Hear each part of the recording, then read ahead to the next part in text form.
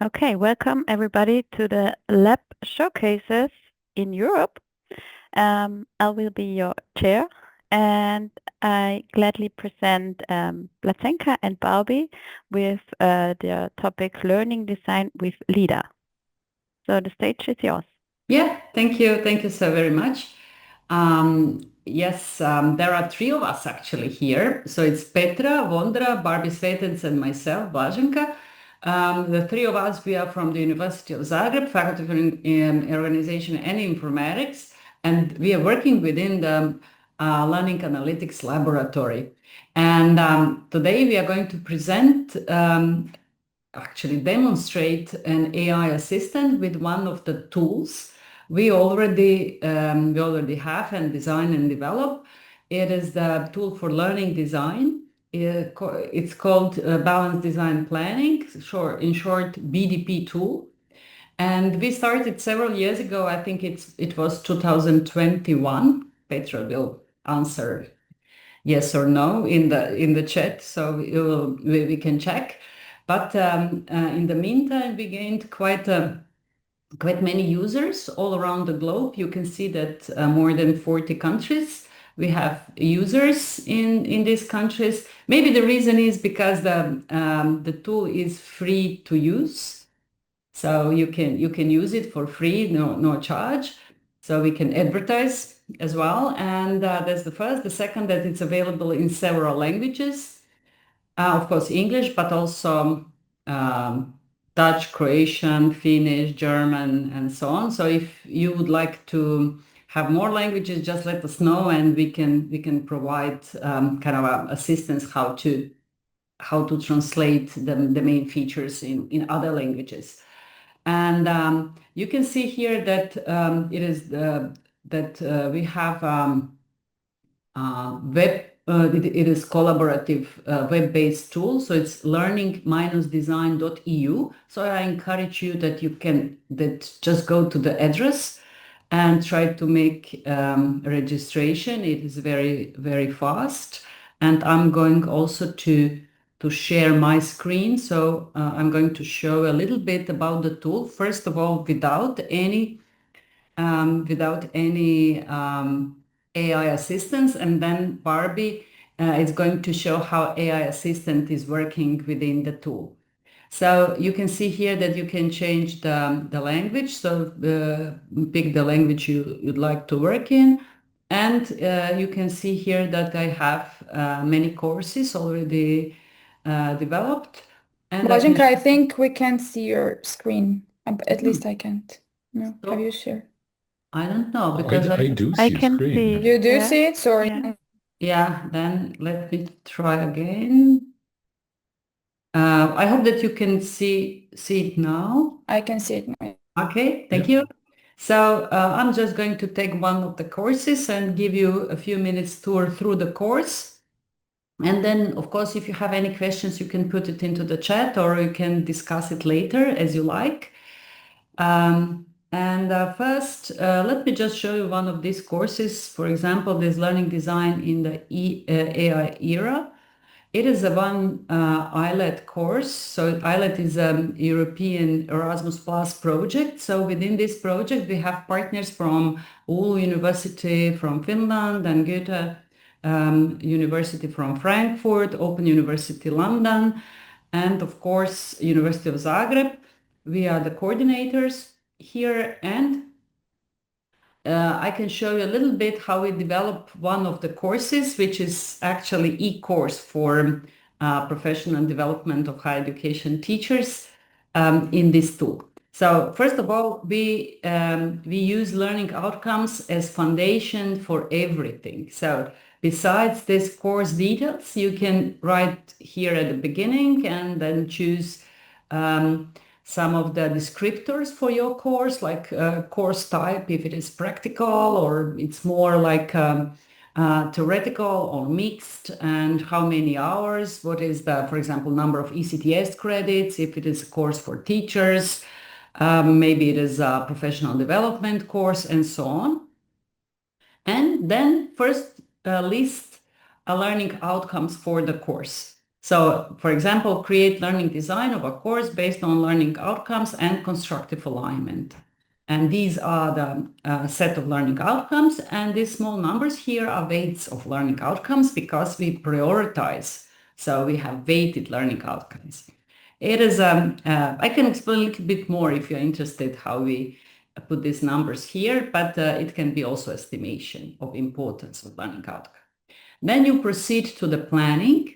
And in the planning, you have certain topics. And for each of the topics, for example, AI opportunities and risks, when you open the topic, you actually list the learning outcomes this topic is contributing. For example, orchestrate learning design, it's just 20% it's covered here, but meaningfully apply contemporary technologies and AI in teaching and learning, it's 80%. So it's very, I would say, straightforward here. But it means that each topic can have more than one learning outcome. And then you can proceed further to the development of your design with units and teaching and learning activities. For example, if we have reviewing AI-generated content, you can see, you can put a little bit about description of this, like learners read materials. Then you can choose learning type. We use six learning types: acquisition, discussion, investigation, practice, production, assessment. We put here practice, but if I put, for example, investigation, you can see here that for investigation, I also get some description and examples. And then I can see if it is investigation or practice. So it is kind of a help that is embedded into the tool. Then again, it is a learning outcome that is related to this teaching and learning activity, workload, offline, online, synchronous, teacher present, not present, collaborative, groups, how many, what's the size of the group, if the feedback is planned, like automated feedback and so on. And if it is assessment, you can choose its formative or summative assessment, and then also attribute the points to the learning outcomes that you are assessing in this part. I'm going to cancel that, otherwise I'm going to have to a new course that I don't like. And then, okay, you can do it. It's very intuitive, and then in a real time, several people can work because it's collaborative on the same tool, and you can see analysis in real time as well. For example, you can see what's the workload, but not just general workload like 60 hours was planned, and we are now very near 60 hours, but also what kind of a distribution among learning types we have here. Like you can see here that a lot of investigation was planned for this course. That's normal because it is for teachers that investigate, and not so much, for example, have acquisition or assessment here. But we also have some other assessment that's important about analytics, actually. There's design analytics, mode of delivery, feedback, group activities, then workload, but not just workload in general, but workload for each of the topics. So you can see the distribution of learning types, workload per each of the topics and that we planned. Here, then assessment. It's very important to see formative, summative assessment, but also to see how we distribute the weights, and if this distribution is related to the workload percentage that we plan for our learners here, and distribution of assessment points. So you can check that in real time, and also do that per learning outcome.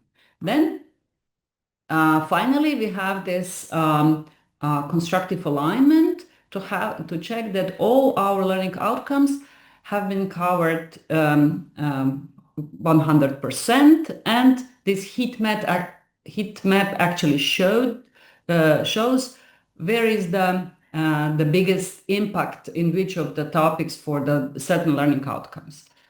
We have also micro-level planning, so you can see that if you have some topic, you can connect the topic to the different types, workload.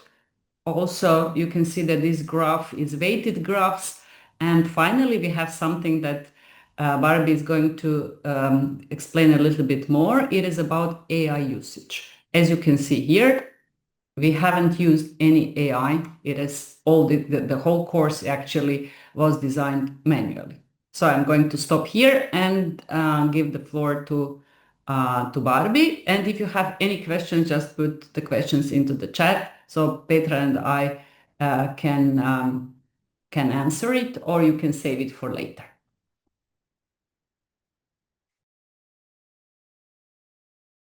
So Barbi. Okay. Yes, I'm here. Can you?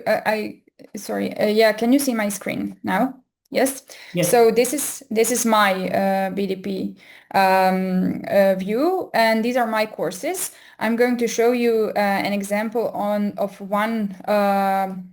It's actually not a real course. It's an example of a course that we've prepared sort of to use for workshop purposes and to showcase the AI assistant.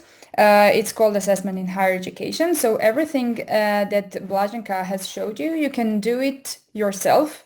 So step by step, develop the learning outcomes, topics, units, teaching and learning activities, or it's also possible to use the help of the AI assistant as one of our newest functionalities. The first part, which is course details, has to be filled in by an educator. And this actually provides an important basis for the AI assistant to do further work. But as you move on, starting with learning outcomes, you can use the AI assistant. This small red button actually represents the AI assistant.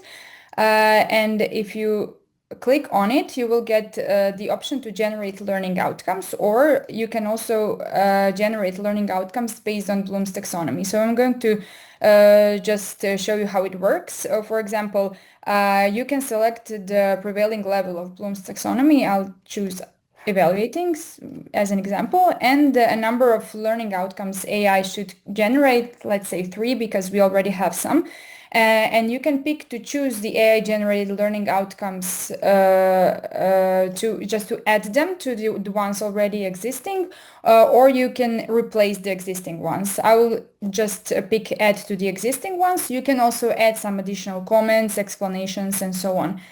And when you click on apply, you have to wait for a second.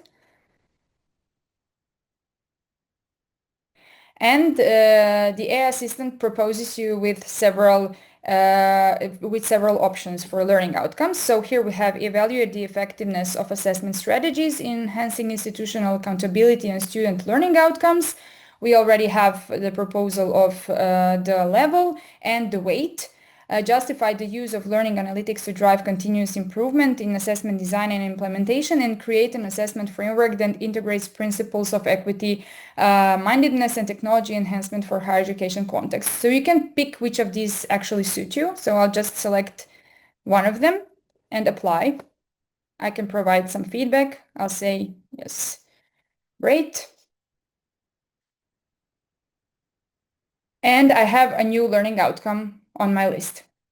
And the process goes on to the other levels of planning. So we continue with the topics. I already have some topics here. I could be starting from scratch. So this is, you can do it from scratch, or you can just add to what you already have.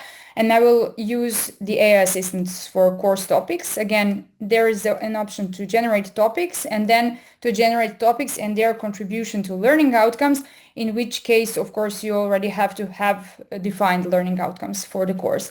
So I'll choose the second option. And the number of topics AI should generate, I'll say 4, for example. And how should the AI generated topics be applied? I'll pick add to the existing ones again, although I could choose to replace the existing ones, and apply again.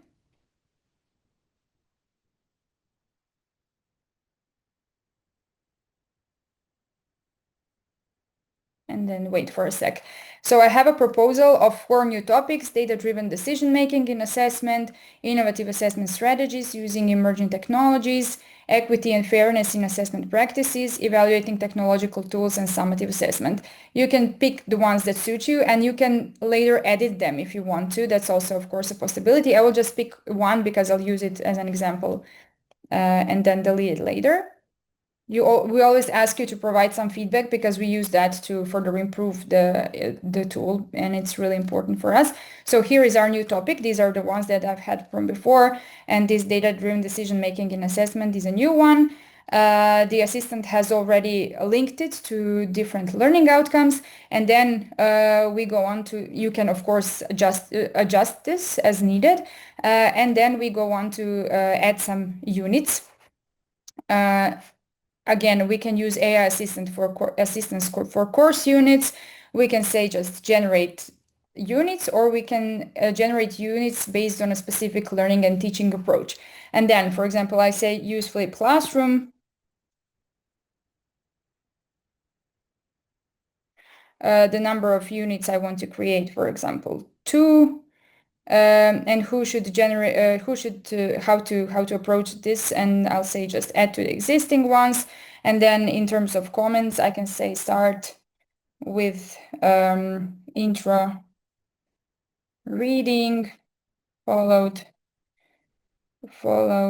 by a quiz and a discussion. Okay.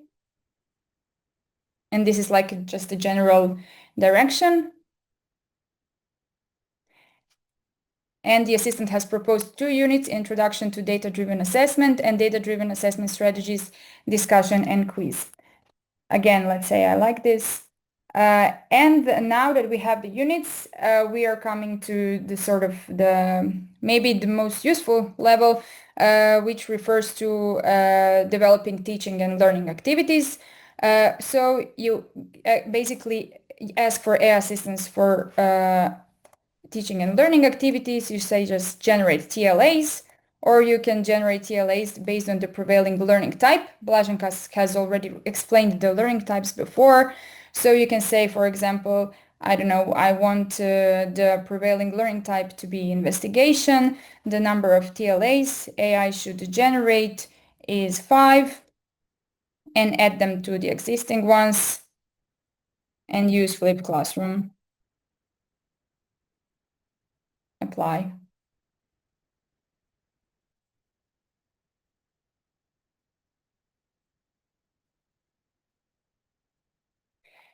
Now you get a list of possible activities with detailed explanations. For example, data sources research, learning analytics exploration, case studies. For each of the activities, you get like a detailed description, and also you have the corresponding learning type and all the other details, but you don't have the workload plan. As an educator, you have this important conductor role in the whole process, and educators should assign the workload themselves.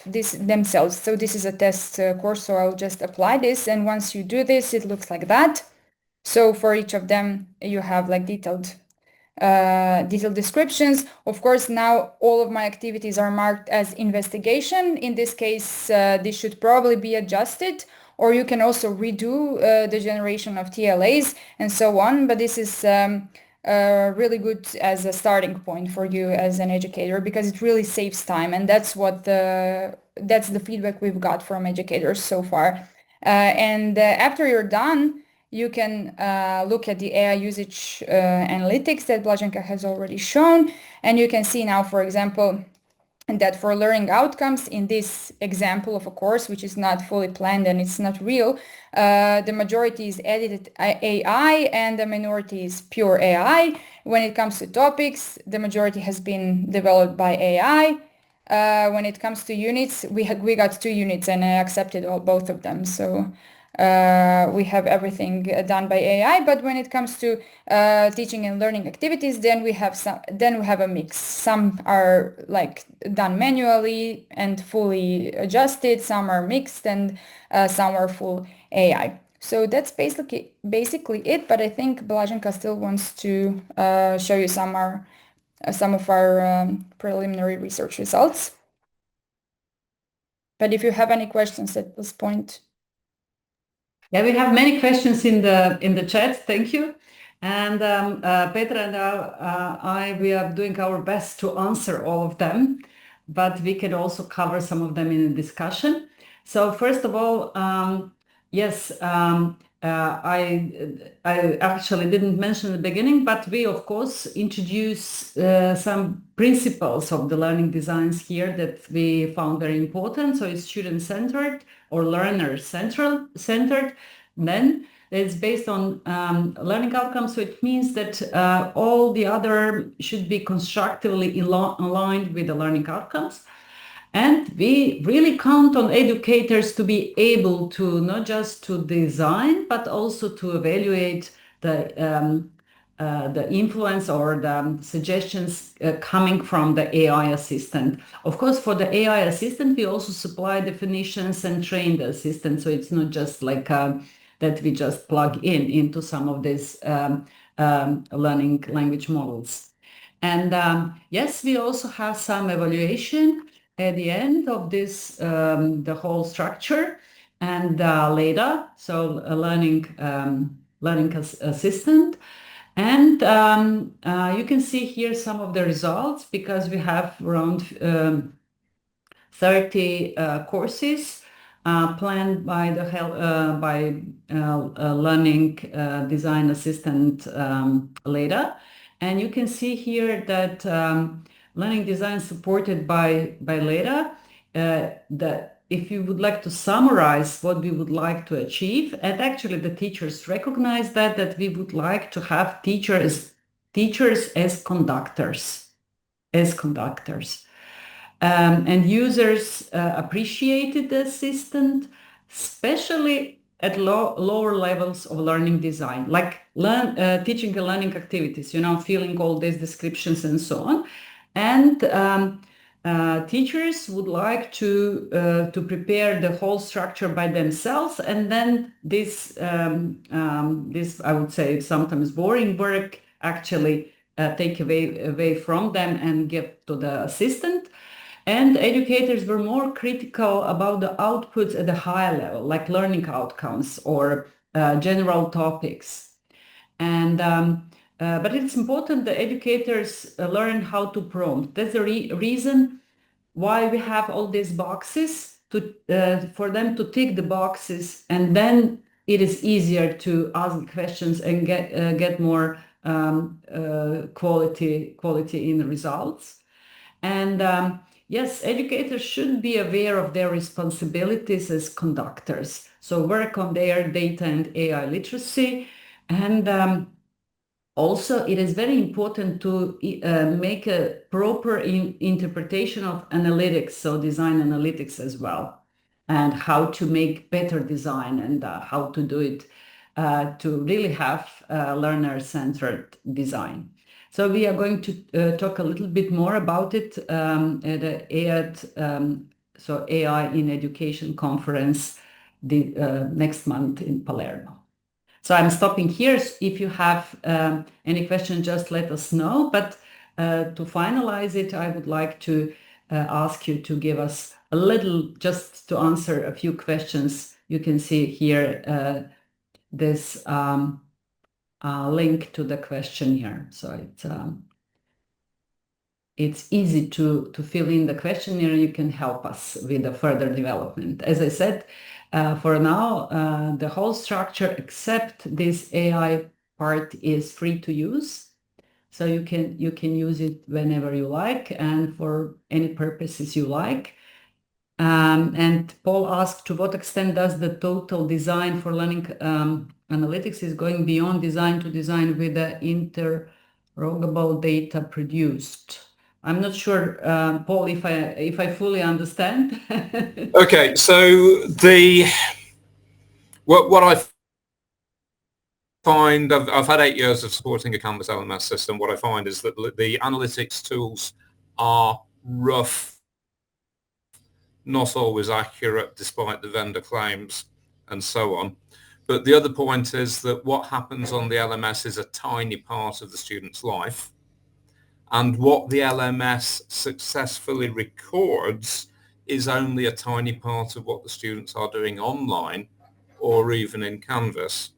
So one of my missions is not just to improve the pedagogical objectives and articulation of the teachers, but to do it in such a way that we can maximize the analytics that are produced by the LMS in response.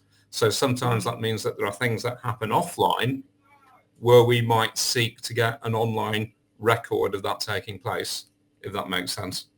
Yeah, I understand. I fully agree. And actually, when we are talking about analytics here, we are talking about analytics of the so-called design analytics. So what we would like to see is learning design prepared in advance, not to make experiments on students, but to check all these principles before.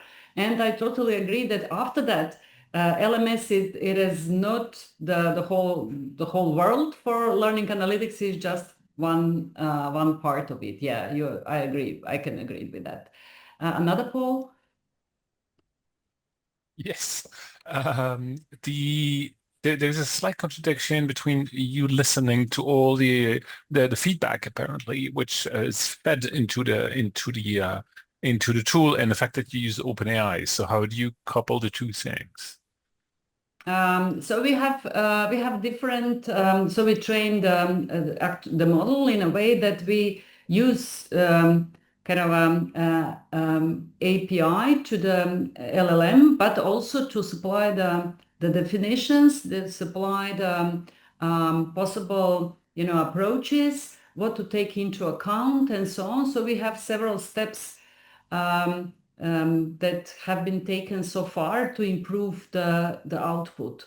So, and it is not easy, you're right. And that's the reason, one of the reasons why we think that the best approach would be that we have a competent educator that the educator actually knows how to do it by hand, but with all sorts of analytics, but also to have additional help.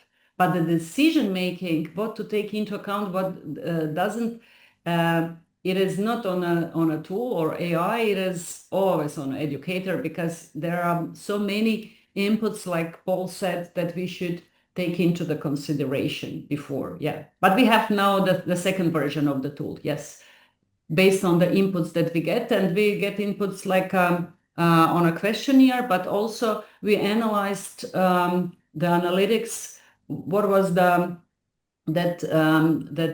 educators appreciated more than other features, and how to respond, and so on. Yeah. Thanks. Thank you. Okay. I don't know if there is some other question, if there are some other questions or comments.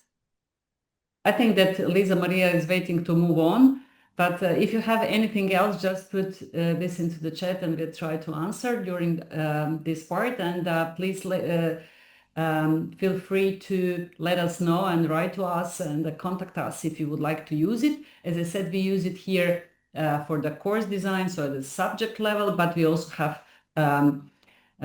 have this study program overview level for the learning design. So thank you. May I ask a Thank final you. question? I think we have a little Yes. bit time because we don't have 4 presentations.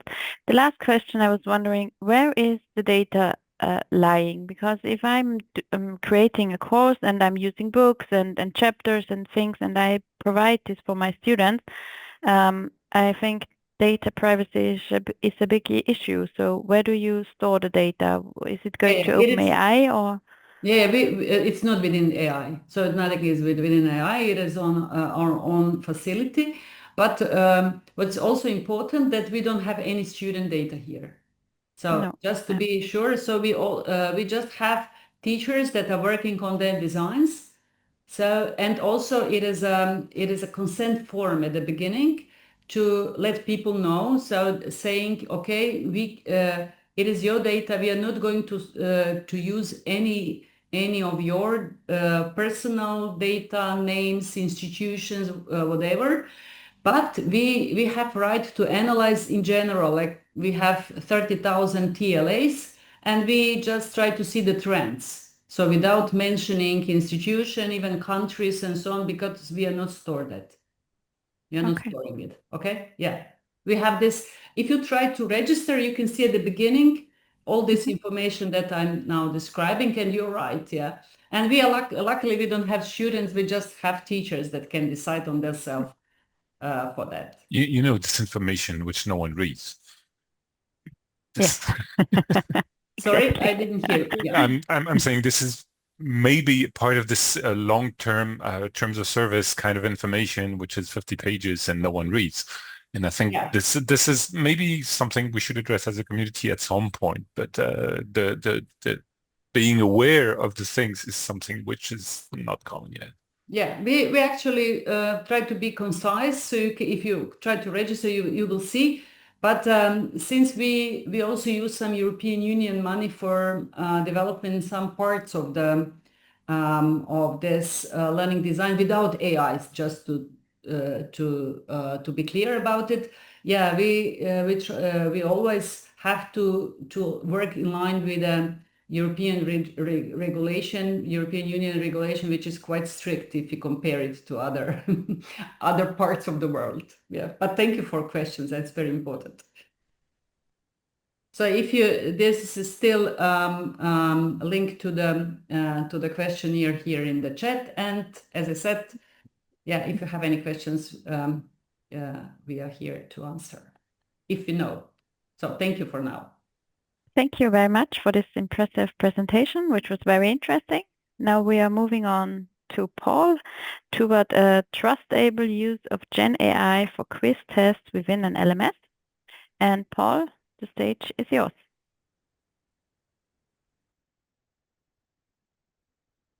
Now you see my screen and you hear me, right?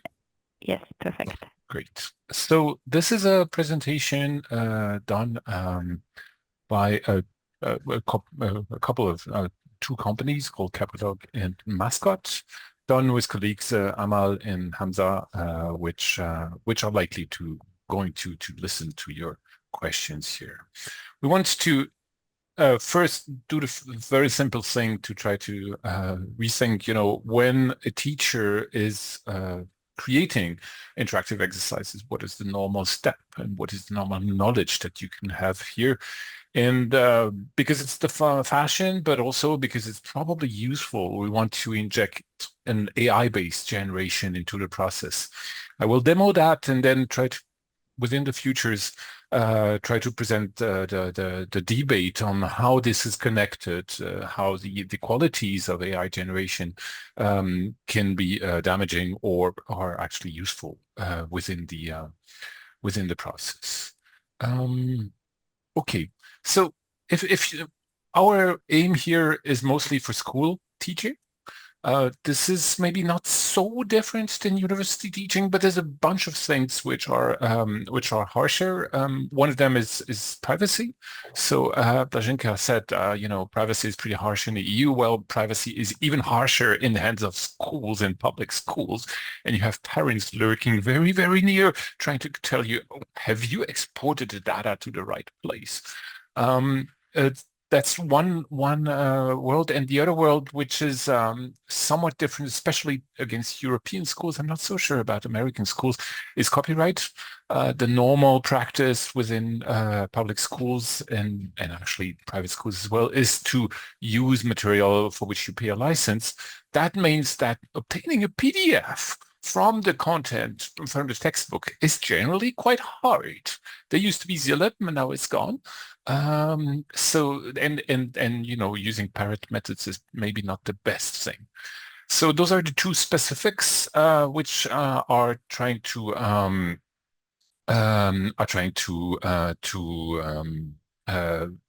bring into the thing here. As a teacher, of course, I need to master the whole knowledge. I need to be competent with all the knowledge that we are trying to make, and I need to realize a course. Plan a course basically is almost the topic list or the structure list that Blaženka presented us before.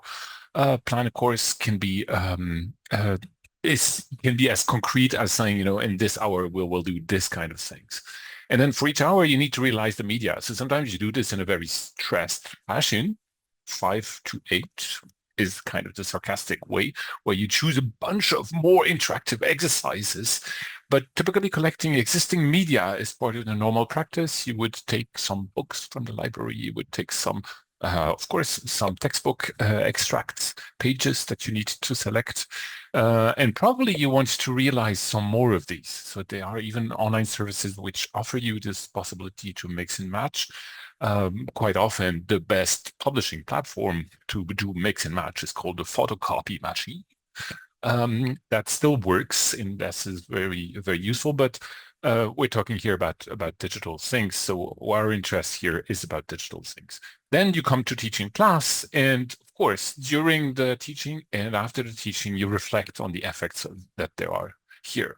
Effects can be, of course, like everyone has learned, but probably there are some exceptions to this, and there are many sort of reflection, which are, of course, depending on all the previous things that we have.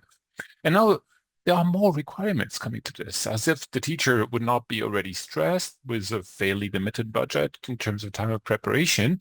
There are more things, especially in terms of if you build them a given maturity, well, that's not enough. And the biggest one, for which currently the EU is pushing a lot, is the inclusion of diversity. So one classical thing is you want to have technical courses which also are attractive for people who are not attracted to techniques, such as, for example, girls which didn't have a girl model with technical inclinations, or for this kind of dyscalculia, or for this sort of social practice. All these things are things you should think of in your planning, and that means that the production of media basically just has to go faster. And that's where we think AI could be helpful. Another thing which pushes a lot is that many people want to use tech because it's faster. Another thing which is pushing a lot is the fact that you may have developed a given experience, but after a while they tell you, well, now you are in the primary school, but you have to teach probability. One of the craziest things that they start to hammer for some reason, because they never learned probability as a teacher in primary school. Right. So all these changing requirements means that pushing the process is important. So now we want to make AI. Bringing AI basically means that you have this possibility to create content by hand, and you want to have the possibility to create content by prompting, but you want to still live within this set of work, of classical work. So we basically inject the AI within a process, and that means that the AI has to have the impact we want. That means that we need to think and measure how the AI has had an effect. Because we all know GenAI can generate hallucination, and giving, right away generated quizzes to the students is likely going to give us some surprises. Let me first go for the architecture, and then I will go for the demo, and we should normally see a few surprises if we are lucky enough. Creativity of AI may surprise us. The architecture, we are talking here about an LMS. The center product of Mascot is an LMS called Dactyleo. It's an LMS that is used for mostly for primary and secondary schools, and it's an LMS which is basically web-based management for all sorts of interactive content, of learning resources, for the management of the pupils, for the display of traces, and so on and so on.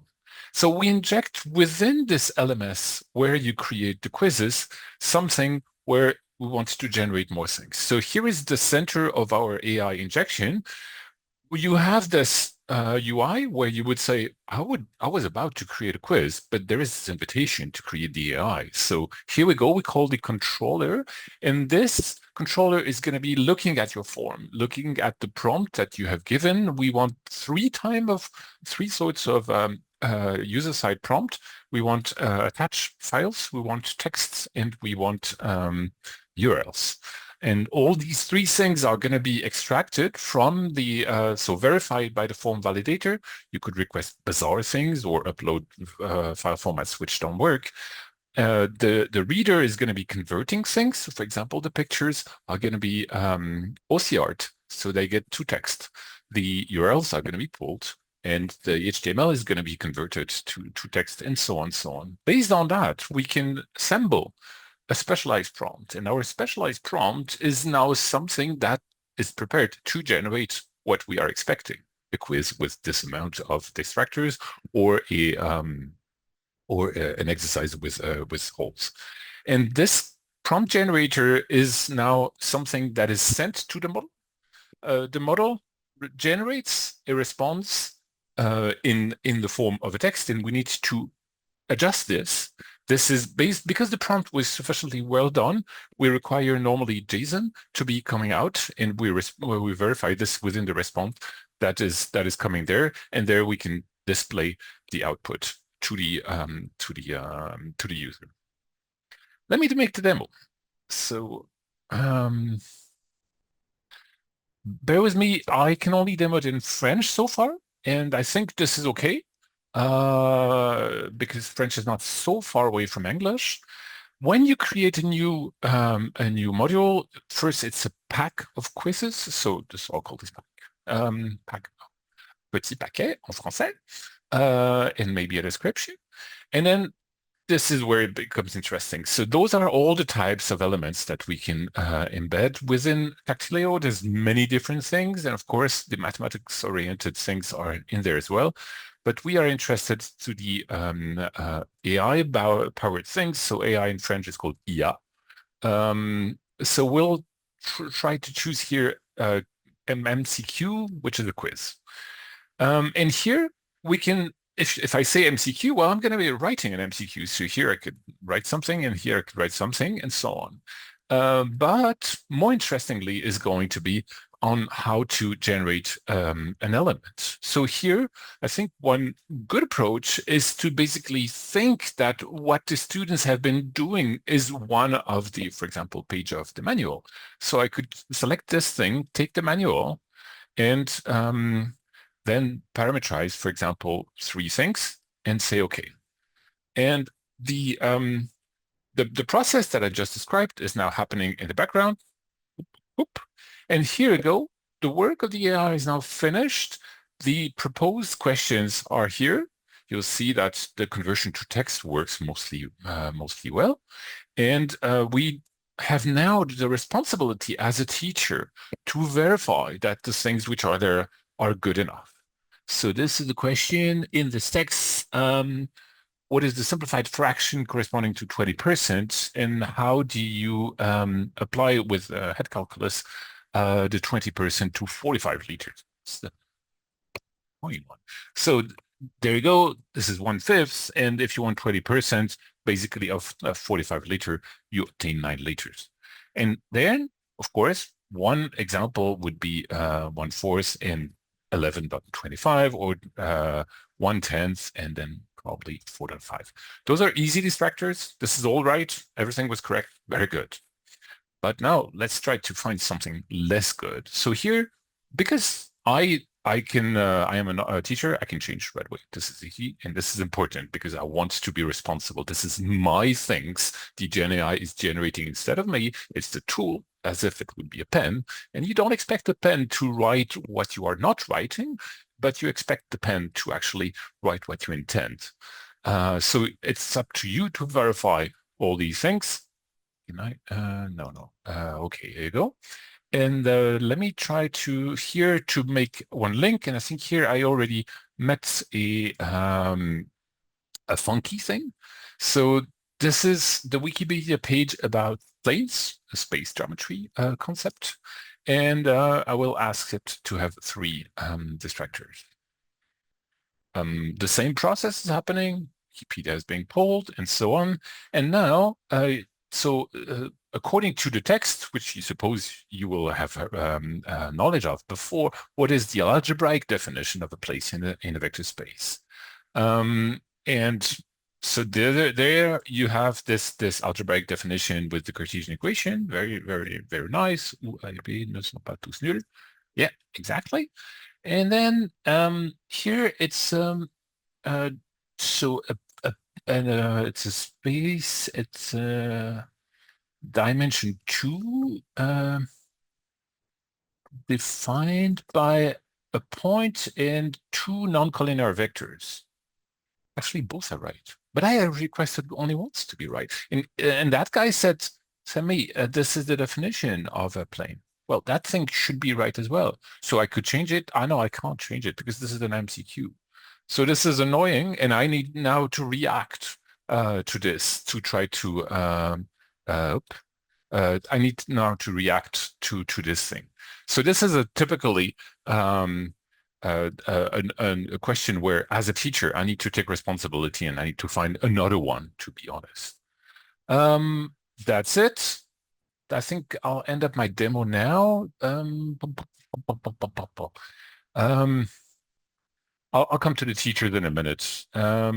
So keep going. Well, the scenario I showed you, there's one step of the scenario that I want to show you, which I haven't shown because it's harder to get, is precisely once you have this quiz, you haven't inserted this, but you want to check whether the students have answered. And if you see that everyone has answered a given thing more often, you definitely want to react. So this analytics here is super important. Having an overview of the classroom, having this feeling of how many people have been answering would be something that we need to consider in the future.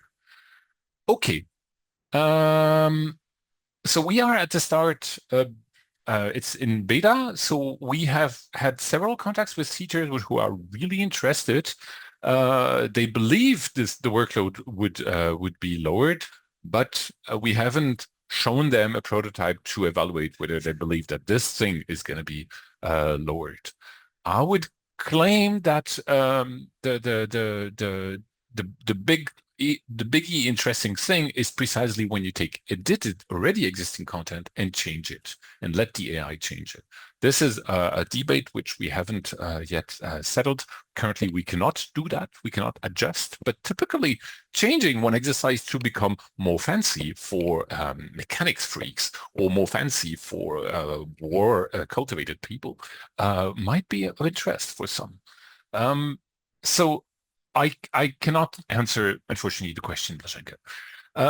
Business, right, the beta is about to start. One thing which we want is maybe the analytics should be a bit more subtle. That would be interesting. There could be different adjustment into the analytics so that we can we can think further for the next time and think about the evolution of our classroom. But what's super in this thing is that the insertion within the LMS makes it that I can trust it. That means I can give space for my student. I can see this dashboard in real life. So I can see when something was wrong, and I see, for example, on the screen of one computer of one student, this question, and the student asked the question, I'm not sure about these two, which one should I say? And because you were not careful enough, it was 5 to 8, that the 2 points were possible answers, you could suddenly change it and ask them to reload, or simply tell them, you are right, I was wrong. And this human responsibility, the space for discussion, is something pretty important. You need an environment, and you need an ability to perceive the student's environment to do that. Verification routines, I think it's easy to say you just read and make everything clear. That's not enough, probably. If you have a lot of content generated, very likely your verification practice suffers. We all know that from scientific review, I think.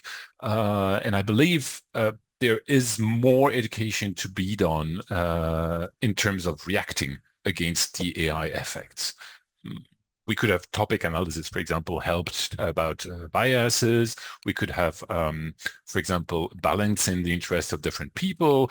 There's a lot of different things that could be considered here, and probably we're only on the start into educating teachers. Oh yeah, currently, technically, we want the AI to be used to be, of course, something which does not store the content which has been submitted. And that's the reason why we have used the Mistral API. Mistral API is doing an excellent job compared to OpenAPI, but it does not, or Gemini, but it does not have this horrible practice of swallowing everything you send it. So that's a good thing. Plus, it's in France, so it's in Europe, so this is a bit safer. Nonetheless, the privacy topic is a haunting topic everywhere. That means we are trying slowly OLAMAS integration. So this is an open source thing which we can run on our server and where you can put all sorts of open source servers. To be honest, we see a lot of hallucination based on that, even mixes of languages. So it's not yet clear. Maybe there's going to be other models which are funky and useful. Every time we need to evaluate this in a human fashion, and we don't have this super strong ability so far. What we have is that math-oriented specialists are in-house and can be used to verify that, but it takes a lot of time, I think, to verify each new model. How we want to enhance the quality of this, how we want to answer the question about using workload, we want to run this within experiments, with interviewing, and we want this to be really about the whole learning. That's important. One thing which I was telling before is that I believe AI-based modification is the future. Now, I hope this is something we will take over. I think several developers are interested to try that, but there's a lot of possible hurdles to do that. And one of the non-trivial one is that typically a publisher pays attention to all the details of the layout because they know the layout, and then you put the machine automatically and then it's going to break the whole layout. And this is generally something which might be a bit annoying. Again, something for which the teacher should take responsibility. Maybe it works, maybe it doesn't work. We don't know. That's it. Let me wrap up. So we've inserted GenAI basically as one more action into the professional palette of actions of the teachers. And the teacher has to be aware of how this is going to be read and by whom this is going to be read. Administrating this, dynamically within living rooms of the families is likely going to bring some surprises, and this is a bit something which is difficult. Compared to school books, we have higher risks, but the potential to adaptivity is much greater, and finding the right balance, even maybe sometimes not taking the time to verify because we know our students are confident to speak to us, might be an option. This balance is a social balance and something where analytics plays a super important role. And this is exactly why tracking to support the discussion to obtain the trust is a fundamental tool. That's it. Thank you. I expect your questions.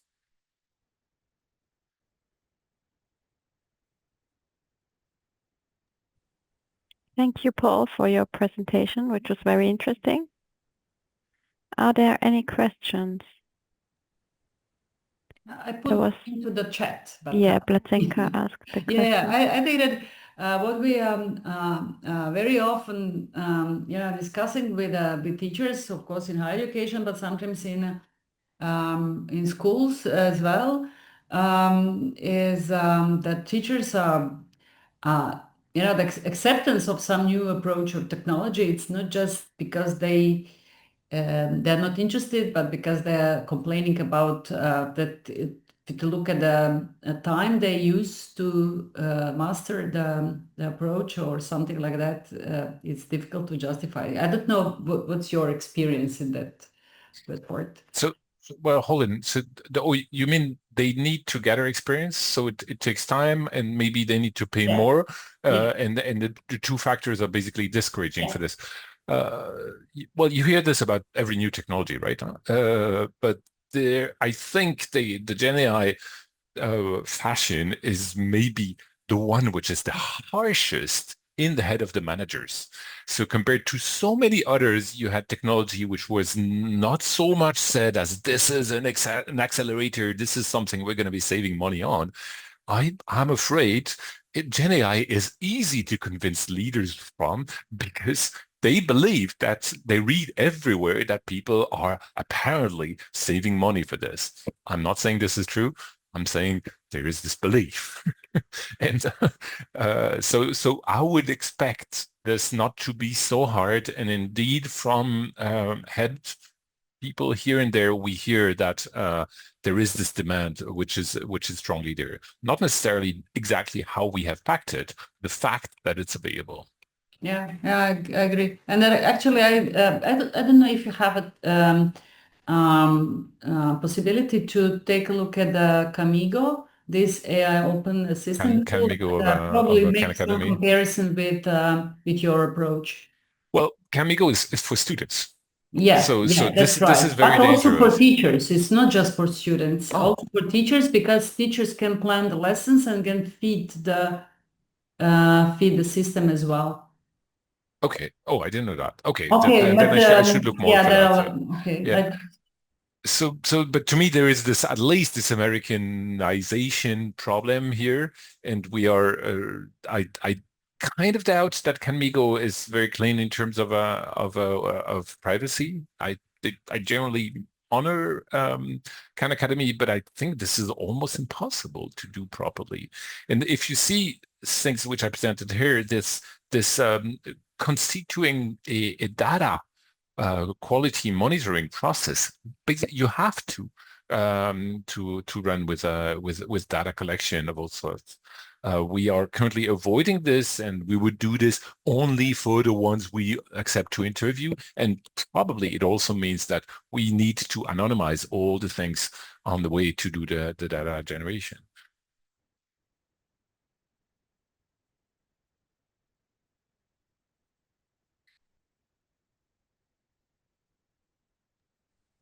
Are there any more questions?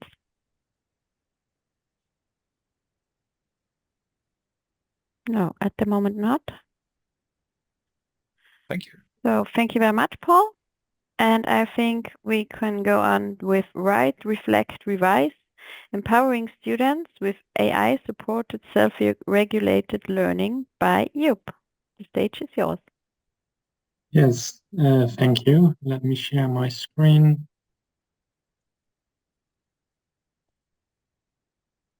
Okay, can you see my screen? Perfect. Yes, I see people nodding. Okay, so this presentation is about a tool that we developed for students in secondary education. We want to improve writing skills of all students, and we want to do this by supporting their self-regulated learning. And for this purpose, we've developed a tool, actually a set of tools, but we focus on one today, which is the student dashboard. So I'm doing the presentation. Susanne is here as well, so she helped me out with technical troubleshooting, maybe answering questions in the chat.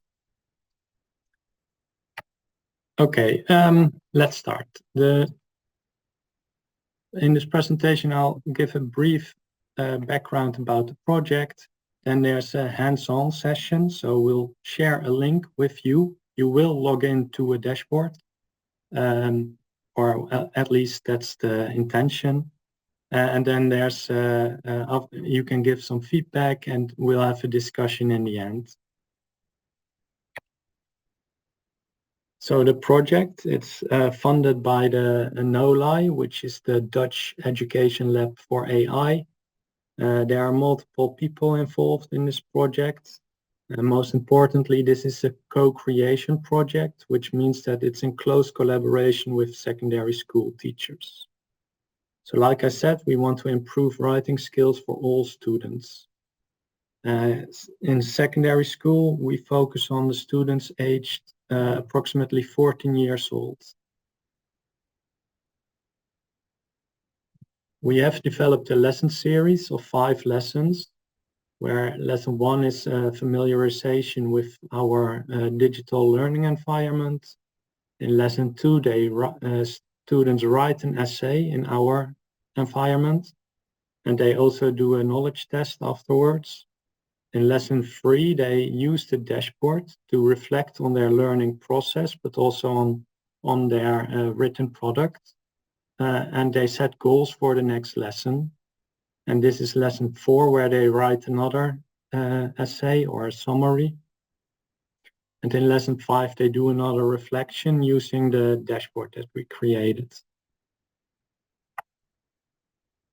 This is how the digital environment looks like when they write. So on the left side, there's a menu which you can use to navigate to different pages. So there's a page with instruction, there's a page with the rubric, and then there are a lot of pages with information about the topic. So in this case, it's all about conflicts, which is a topic in geography. In the center of the screen, you can see the text. So if you go to a page, there's specific text. And currently, there are no tools open in this screenshot, but there's a list of tools which you can access on the right side. So you can create notes, reread them, search your notes. We also have some additional support tools, which are the process and product support tools that we only use in lesson 4. But most importantly, there's the tool to write your essay. You also have a planner tool and a timer tool, because this is a timed task. They have 45 minutes to complete the task. And the task is to write a summary about the topic, because the last lesson, a peer was ill, and they requested you to write a summary about the topic. So we have different support tools. Chronologically, the students first, they see a goal setting questionnaire, which helps to set goals for their summary, for their written product, but also for their process, which processes they want to enact. We have the student dashboard in lesson 3 and 5. And in lesson 4, there's the real-time support, which helps them to monitor how they are doing regarding both their process and their product. So we have an engine running in the background. This is an algorithm which helps us determine what the students are doing. So the raw trace data, so mouse clicks, keyboard strokes, they are recorded.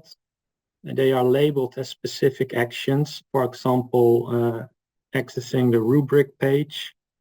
And then we connect a sequence of actions to self-regulated learning theory, and we identify specific processes. For example, orientation. Orientation means finding out what the task is about. We've further developed this algorithm by adding natural language processing to analyze the content in the written product.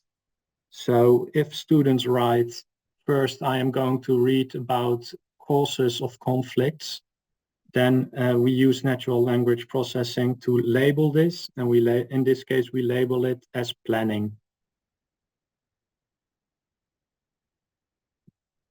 Furthermore, we use natural language processing again to identify how they are doing regarding the goals they have set. So if they want to focus on the structure of their summary, there are certain sub-goals to this. We use the text at the moment and then map their text to the sub-goals using NLP to identify whether they are attaining these goals or not. And we visualize all this information in one student dashboard, which they can see in the 3rd lesson. So what you can see here is the timeline.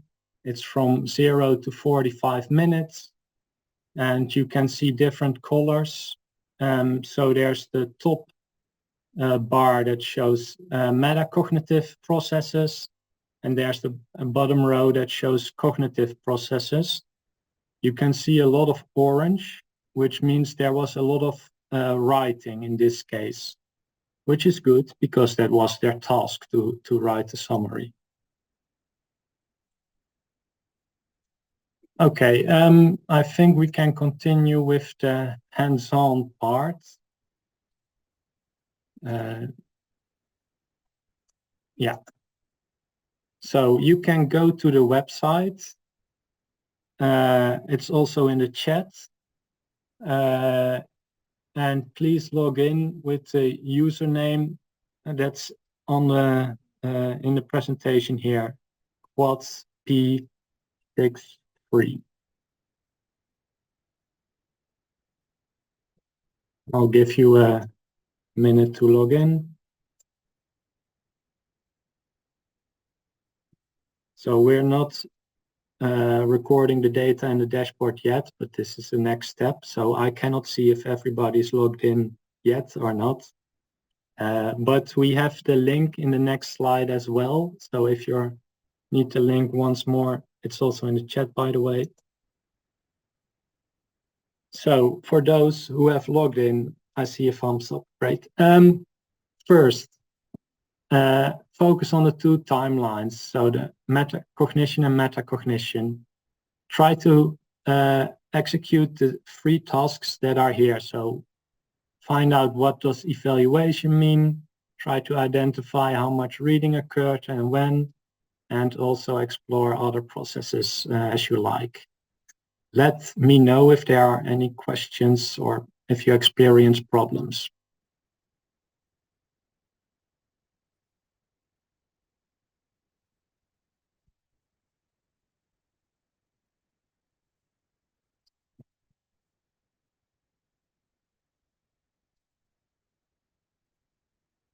Yeah, please use the link that's in the chat, and you can use the username QuadP63. It's also in the presentation.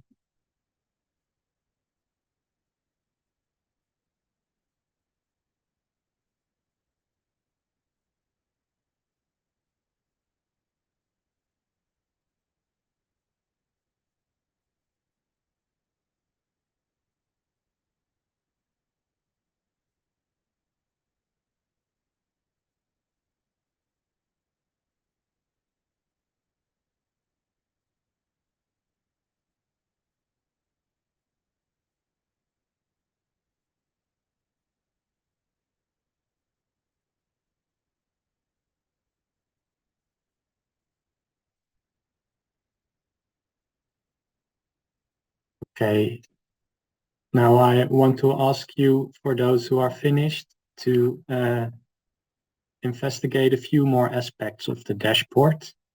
So now we want to focus on the product goals. So the product goals are related to the written product.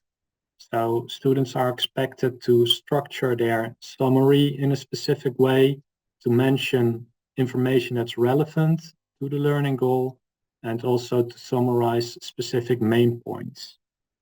So here again are 3 different tasks that should help you navigate through the reflection on the product goals.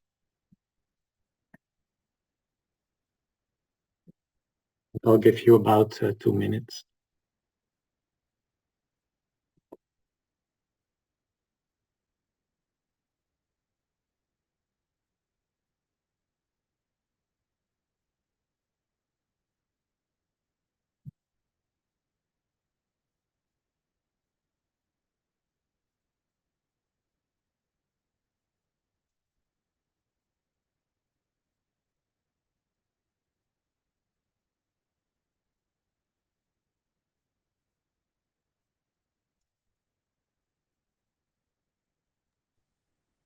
There's the question in the chat, if we see one user's timeline.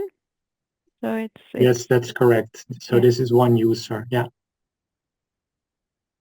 So we are Quad P63. Yes. Yeah. I can show you here. This is what it looks like on my screen. So individual students log into the dashboard so they can see their own process that they executed in the last lesson when they wrote their essay.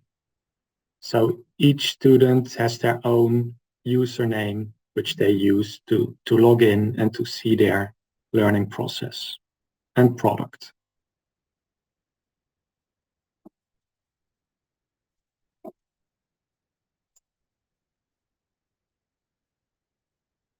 Okay, so now I have another task, which is to compare the processes of two writing tasks. So in the top of the screen, you can select your essays.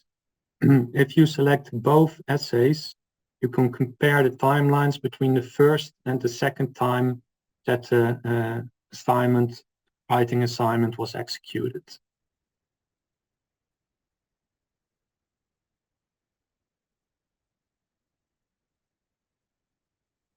Yeah, I see a correct answer in the chat for the sub-goals.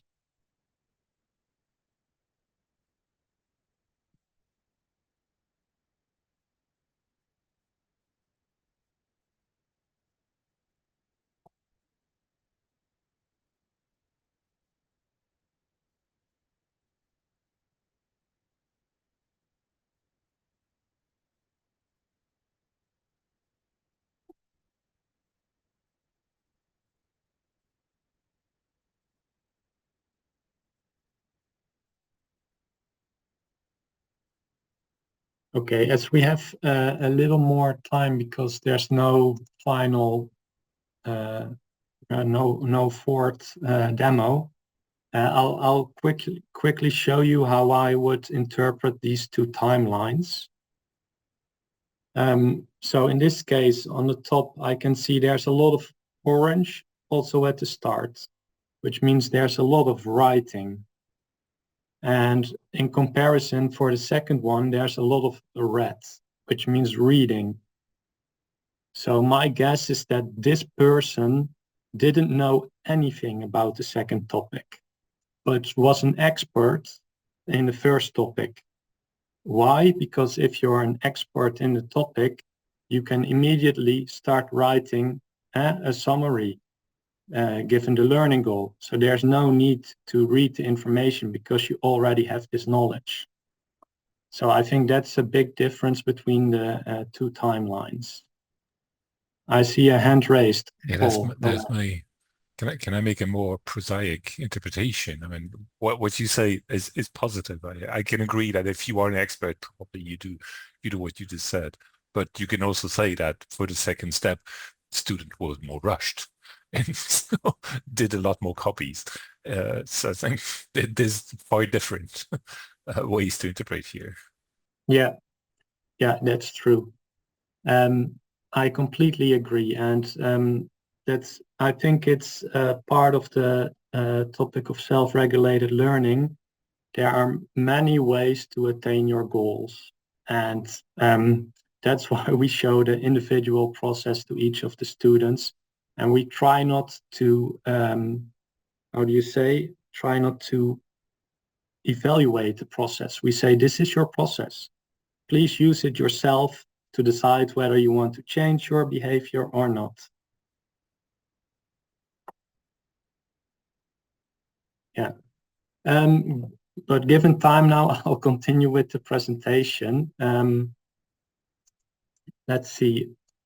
I've prepared, I'm sorry, I have to log in again. I don't know why. Let me quickly log in. You cannot see me typing my passwords.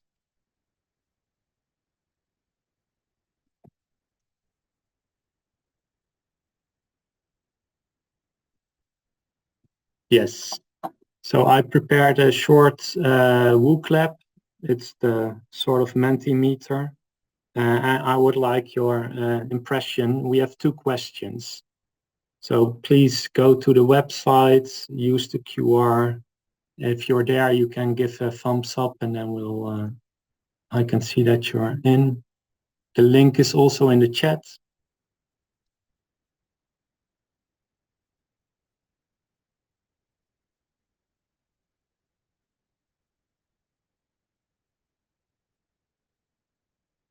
Okay, 9 people.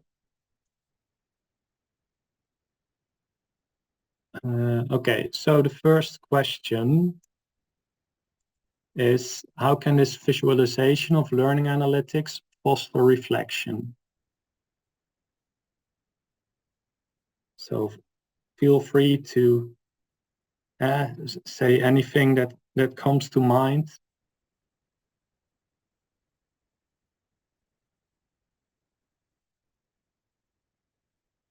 If you disagree, just say it doesn't who's. So we've designed this dashboard to support students' reflection. So in between the writing lessons, indeed, they can see what they have done.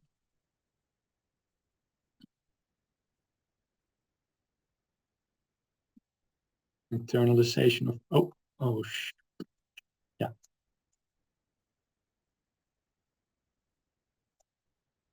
Many writing, reading, and so on. Yeah. Just time for different tasks.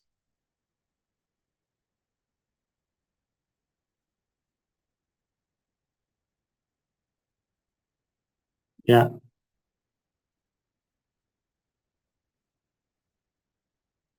Yeah, so I like the one that says opportunity to perceive factual actions, although the algorithms that we are using are not perfect, but they help to capture the learning process.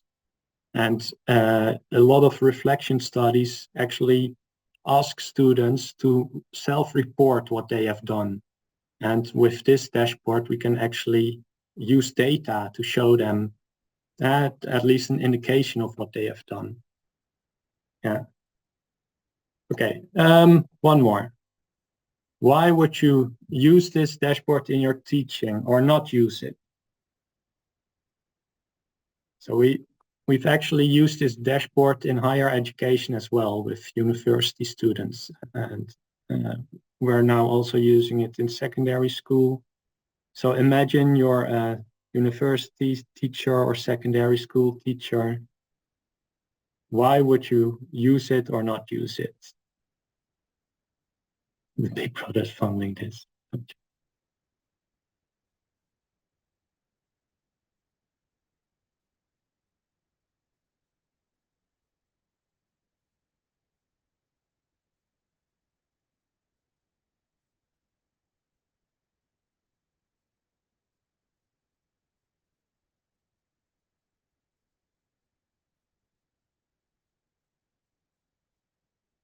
Yeah.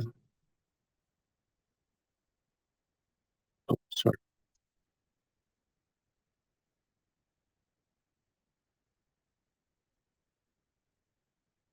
Okay.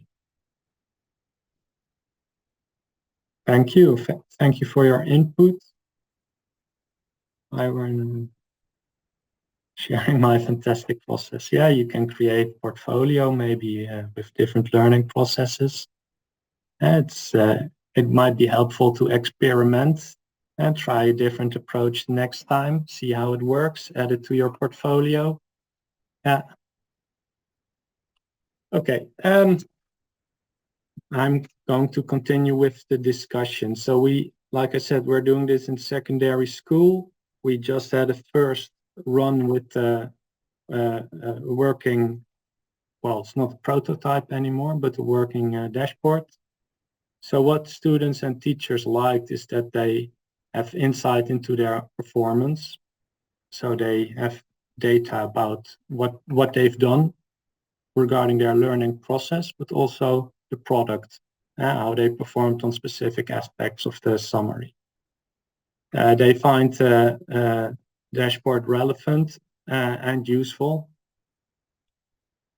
And they think that link of using the dashboard to the learning process can be improved. And I think here's a challenge that we have this data, we're able to visualize it, but then the next step is to make sure that people can actually use it. So this is a challenge that we're working on. Some students reported that it's hard to use the data. sometimes there was reading that was very short, and they said, well, I don't read such short amounts. And interestingly, one thing that some people liked and some people said can be improved is the clarity of the dashboard. So it's a bit mixed signals regarding the clarity. So these are the first impressions. And if we look ahead, we want to focus on developing a teacher dashboard that can help monitor students during their writing, but also to give them information about the different dashboards that students have. But there are a lot of questions here, but fortunately we have the teachers that we collaborate with, so we can ask them for their input. And we're also thinking about personalized support when using the dashboard. So we can use the learning processes that are unique for each student as input for personalization. And then maybe we can ask them different questions based on the process that they have shown. Okay, then finally, something about AI and self-regulated learning. So what we demonstrate with this dashboard is that it's feasible to capture each student's learning process. And before learning analytics, this was not possible. The teacher could not look at every student and what they are doing in the classroom. In the Netherlands, it's common that there are 25 to 30 students per classroom. So it's complementing the teacher. We had a lot of questions regarding the data, so this links to transparency and explainability, not only from the students, but from the teachers as well.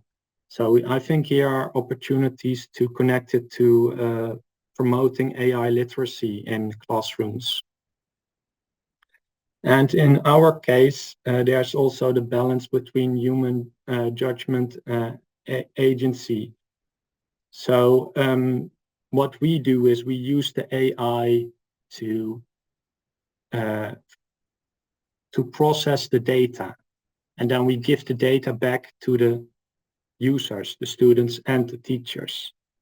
But there are different decisions here that you can make. You can also create an AI that acts upon this data, and then it changes the learning task or provide some support automatically or whatever. So there are different decisions here to be made. We wanted to promote agency, so we give the data to the students. That's the decision that we made. So these are all considerations when combining AI and self-regulated learning, in our opinion. So with these considerations, I would like to end the presentations and see if there are any questions. Thank you very much for your presentation. There are already some questions in the chat. So to run over, did students report any cooling or heating effects from this close monitoring? Cooling or heating, sorry? Yeah, it was the Tor did ask the question. Maybe he can talk to you. Yeah, sure. You can unmute. Yeah, he can ask his question. Yeah, so cooling or heating effect or chilling effects, if you want, is them altering their behavior to do more or less, or in any way changing how they act to be perceived differently, knowing that they're being monitored. So maybe they will be more hesitant to, you know, they don't want to show that they're making mistakes, for instance. So did they report on anything like that? Well, we didn't systematically investigate this, but we have our own observations from the classroom. And what we do see is that, I mean, these are adolescents, so they act like adolescents. They still skip reading. They start writing even though they don't know anything about the topic. Sometimes they write stuff unrelated to the topic. So I feel that although they know that we're capturing data, they still, most of them act naturally. Thank you. Yeah. Paul? Yeah, I would like to react to his question. I would believe that, on the contrary, the fact that they do errors and can correct from the errors later on, if the machine is with them long enough. If you take game-based learning, this is exactly why game-based learning is actually adlinked, is precisely the fact that you can recover faster from errors because the computer is neutral. Is considered a big advantage, and I believe you can apply the same thing for learning. I think this is, if you read James Paul G, for example, he argues a lot about that. So I would claim that if this is with them long enough, the effect is likely more not so much about being, badly evaluated because the teacher, for example, could see it or something, but the fact that it's a close friend.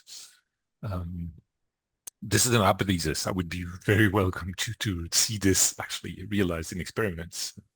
And how do you do the technical perception? So maybe I have badly listened, but is it? I would implement this as a browser plugin, maybe, but you certainly have other means. So yeah, I skipped over this part because I wanted to show the dashboard. Yeah, if I can talk for hours about this project. We use Moodle. It's an LMS, and we have some self-developed tools inserted in Moodle. And here we record the data, mostly mouse and keyboard, which we then process using different algorithms. And then right, but that means you don't have external navigation. So this is web-based tracking. But yeah, so we want students to use our learning environment and not open a new tab and go visit whatever, ChatGPT or Google or whatever. Yeah. Okay. Well, that's a statement, I would say, but because copying means basically you would copy from the Moodle course, right? You're not even allowed to go to Wikipedia or to the textbook. Yeah, so we actually capture two types of copying. One is that where it's a match with the text that we provided, but we also detect the simple pasting action. Yeah. I think it would be interesting to bring this to Mahara, the portfolio platform, where you do the same composition process. So you work into writing is one PHP platform, just as Moodle. And whose biggest goal is to let students write. Okay, can you type the name in the chat so I have it for my records? I have a presentation this afternoon on that. Thanks.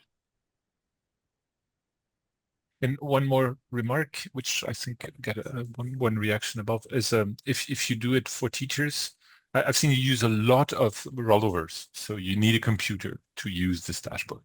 Having a mouse will not work. Having a tablet, for example, you would lose half of the information.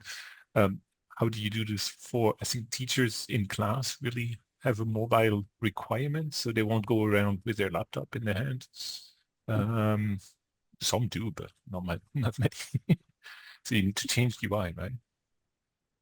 Yeah, so we're just starting to explore this, and actually we had a discussion with the teachers yesterday, and one of the things they suggested is that they would like to have dashboards from two students during the reflection lesson, which had the same score on their summary, so the same product goals were attained, but had completely different processes.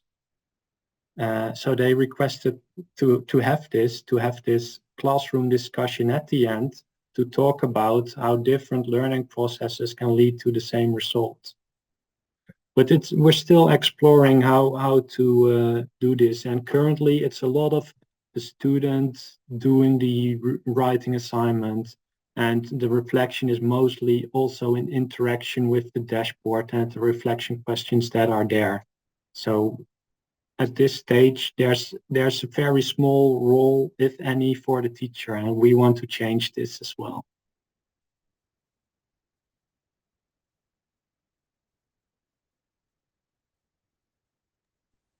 Okay, thank you very much for your presentation and discussion. I think we are all done now and going to an extended break, and we will see each other again here in this room.